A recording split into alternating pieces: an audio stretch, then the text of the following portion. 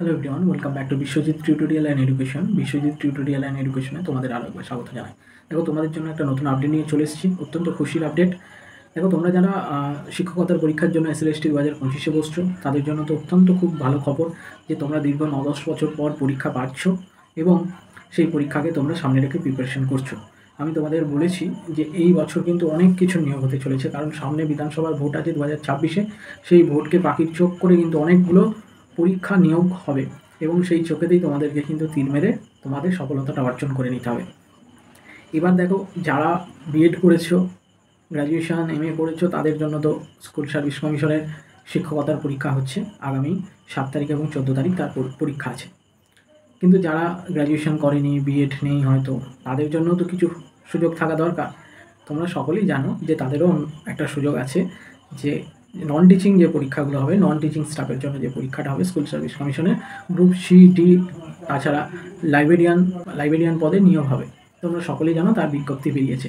এবার এখন প্রশ্ন হচ্ছে, সেই তার ফর্ম ফিল আপ কবে শুরু হবে লাইব্রেরিয়ান পদের জন্য, গ্রুপ C-D এর জন্য, সেটা একটা প্রশ্ন থাকছে। অনেকে অধিক আগ্রহে বসে রয়েছে। দেখো, তোমাদের জানিয়ে দিচ্ছি যে 14 তারিখের পর কিন্তু কমিশনের কাছে আর কোনো ঝামেলা থাকছে না, কারণ 14 তারিখেই SLST 2025 শিক্ষকতার পরীক্ষা হয়ে যাচ্ছে।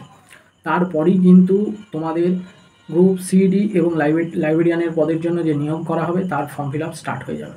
তবু অনুমান করা যাচ্ছে যে 15 তারিখ থেকে, সেপ্টেম্বরের 15 তারিখ থেকে সামনের যে সপ্তাহটা রয়েছে 20, 21, 22-এর মধ্যে কিন্তু ফর্ম ফিল আপ স্টার্ট হয়ে যাবে। তো এই অবস্থায় বলবো, তোমরা অবশ্যই ভালো করে পড়াশোনা স্টার্ট করে দাও, বসে থেকো না। যারা পড়াশোনা করবে ভেবেছো, চাকরিটাকে পাবে ভেবেছো, তোমাদের কিন্তু পড়াশোনা শুরু করে দিতে হবে। আর সেই সঙ্গে জানিয়ে রাখি, এবার এই পরীক্ষাটা কবে হতে পারে সেটা নিয়ে একটা প্রশ্ন থাকতে পারে। তোমাদেরকে জানিয়ে রাখছি, এই পরীক্ষা ডিসেম্বরের আগেই হয়ে যাবে।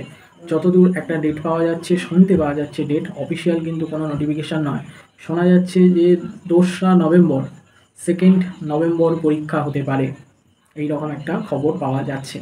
এবার তার আগে কেন পরীক্ষা হবে না সেটা বলছি। দেখো, 27শে সেপ্টেম্বর থেকে পঞ্চমী শুরু হয়ে যাচ্ছে, এবার তারপর দশমী শেষ হচ্ছে 2রা অক্টোবর। তাহলে এই সময়টা পুজোর ছুটি থাকবে, স্কুলগুলো বন্ধ থাকবে, স্কুলে সেই সময় পরীক্ষা কন্ডাক্ট করাটা খুব মুশকিল।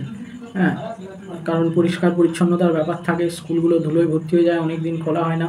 সেই সময় এই করাটা একটু সমস্যা হতে পারে, ওই ছুটির মধ্যে করা, মানে স্কুলের যে ছুটিটা থাকে। তারপর হয়তো দশমীর পর একবার স্কুল খুলবে, তারপর আবার কালী পুজো, ভাইফোঁটা থেকে শুরু করে নানা রকম ছট পুজো থেকে শুরু করে সব ছুটি থাকবে।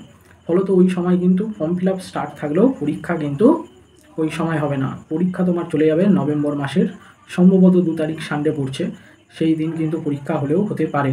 এবার 2-1 দিন এদিক ওদিক হতে পারে, এক সপ্তাহ। তবে বিভিন্ন সোর্স থেকে শোনা যাচ্ছে যে ওই 2রা নভেম্বর কিন্তু পরীক্ষা হতে চলেছে গ্রুপ C-D এবং লাইব্রেরিয়ান পদের জন্য। এবং পাশাপাশি এই বছর অনেক পরীক্ষা হবে, তার কারণ হচ্ছে স্পেশাল এডুকেটর, যাদের স্পেশাল D.Ed B.Ed করা রয়েছে এবং স্পেশাল টেট পাস করে আছে, তাদের জন্য খুশির খবর।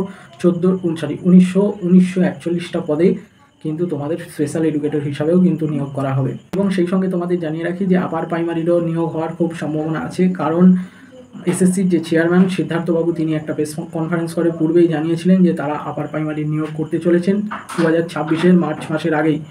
ফলত ডিসেম্বর থেকে ফেব্রুয়ারি মাসের মধ্যে আপার প্রাইমারিরও পরীক্ষা হওয়ার সম্ভাবনা আছে। তাহলে অনেকগুলো পরীক্ষা কিন্তু স্কুল সার্ভিস কমিশনের রয়েছে। তোমরা সেইগুলোকে পাখির চোখ করে নিয়ে পড়াশোনা শুরু করো এবং অর্জুনের মতো সেই চোখেতেই কিন্তু তীরটা মেরো।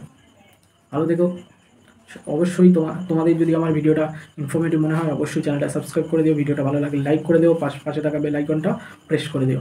ভালো দেখো, অল দ্য বেস্ট।